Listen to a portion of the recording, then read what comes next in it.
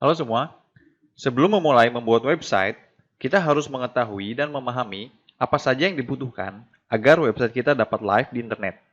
Yang pertama kita akan membahas mengenai hosting.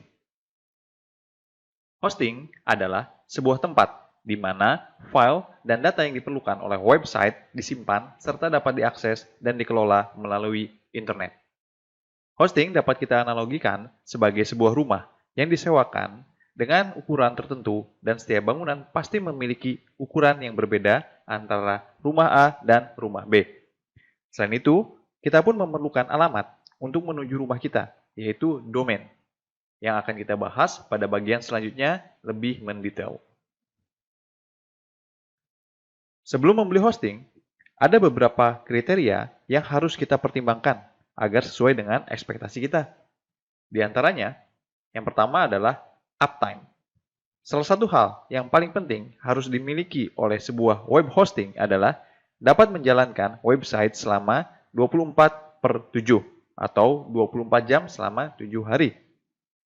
Oleh karena itu, kita membutuhkan sebuah hosting yang memiliki performa server dan konektivitas maksimal. Nilai uptime 95,5% ke atas adalah yang direkomendasikan oleh para praktisi. Yang kedua adalah pilihan upgrade. Pastikan layanan hosting yang akan kita gunakan memiliki layanan untuk melakukan upgrade jika website kita melebihi limit. Add-on domain. Untuk Anda yang berencana mengelola lebih dari 5 website, pastikan paket hosting yang akan digunakan memiliki fitur add-on domain, minimal untuk 10 domain. Mengenai add-on domain, kita akan membahasnya secara terpisah pada bagian selanjutnya. Control Panel adalah sebuah tool yang dapat memudahkan Anda mengelola website pada akun hosting. Mulai dari melakukan instalasi website, membuat email, sampai dengan melakukan maintenance pada website. Selanjutnya adalah garansi uang kembali. Saat ini, ada beberapa layanan hosting yang memiliki garansi uang kembali selama 30 hari. Pastikan juga Anda menanyakan syarat dan ketentuan yang berlaku mengenai garansi tersebut. Support 24 jam selama 7 hari adalah hal yang wajib ada untuk layanan hosting yang akan Anda gunakan. Hal ini akan berguna untuk mendapatkan bantuan ketika website Anda mengalami gangguan pada pukul 10 malam atau dini hari.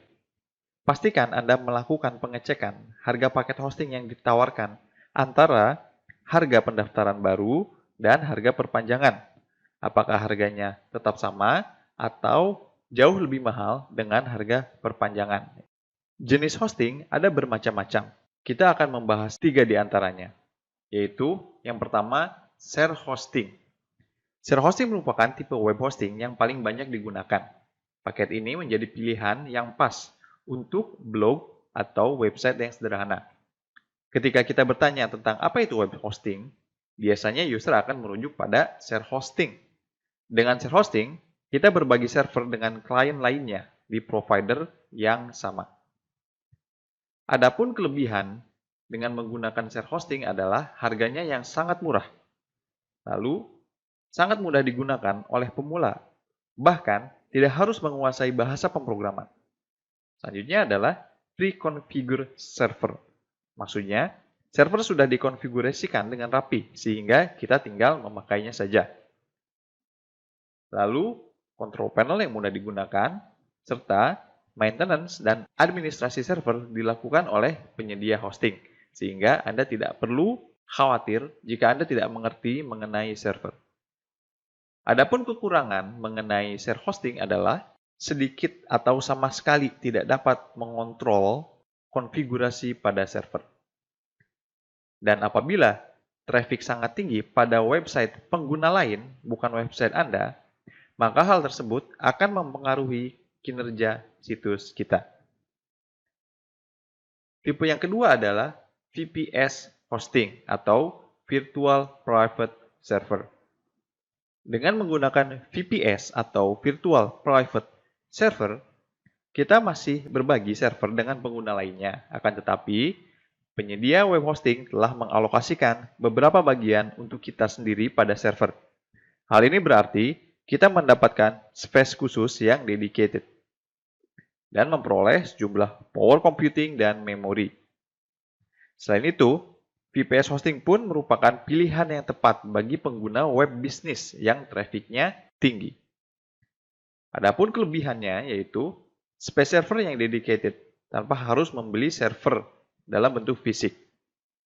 Peningkatan traffic di website lain tidak akan berdampak bagi performa situs Anda. Selain itu, kita pun dapat mengakses root kepada server.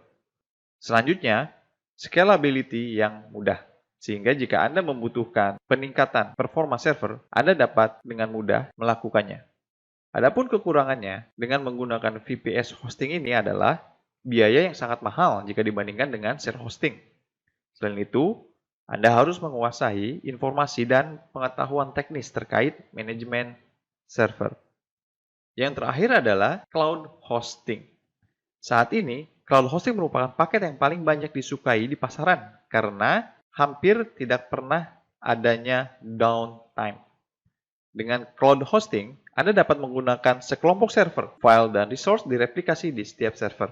Sehingga ketika salah satu server di cloud sibuk atau mengalami gangguan, maka traffic situs Anda akan secara otomatis di-route ke server lainnya dalam suatu cluster. Seperti yang telah dijelaskan sebelumnya, cloud hosting memiliki kelebihan yaitu sedikit bahkan hampir tidak ada downtime. Jika server error, sama sekali tidak akan mempengaruhi kinerja situs Anda.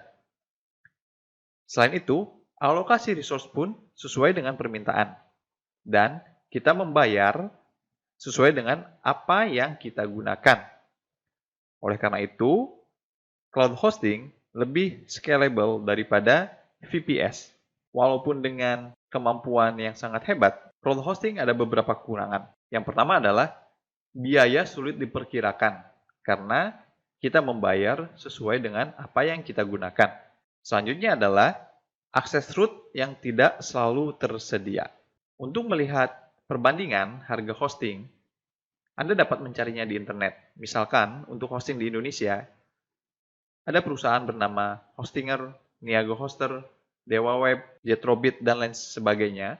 Lalu, di luar negeri Anda bisa melihat seperti Bluehost, SiteGround, GoDaddy, dan sebagainya. Oleh karena itu, mari kita browsing-browsing mencari hosting yang akan kita gunakan.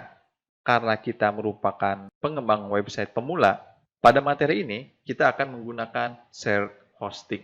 Oleh karena itu, mari kita browsing menuju internet dan mencari hosting mana yang paling cocok dengan kita. Jika Anda ingin melihat materi yang premium, Anda dapat klik link pada bagian deskripsi. Namun jangan khawatir, Anda dapat menikmati materi-materi lainnya pada channel YouTube ini dengan cara klik subscribe dan nyalakan notifikasinya. Jika Anda ingin request materi lain yang berhubungan dengan channel ini, Anda dapat menuliskannya pada kolom komentar. Terima kasih telah mengunjungi channel ini, sehingga Anda dapat mengambil manfaat untuk kehidupan Anda sehari-hari.